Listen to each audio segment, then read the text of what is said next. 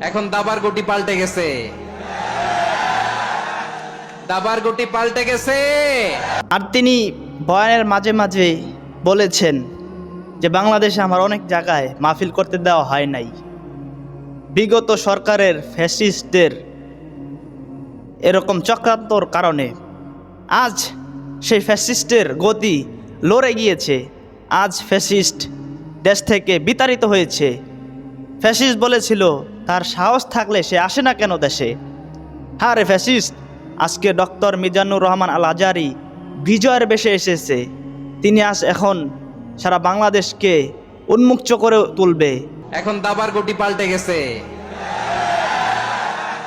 দাবার গুটি পাল্টে গেছে। এক মাঘে শীত যায় না, কিন্তু আমরা স্মরণে রাখি না, ভুলে যাই। এটাই বড় আফসোস প্রিয় ভাইয়েরা, পেকুয়ার ভাইয়েরা। এটা তো আমার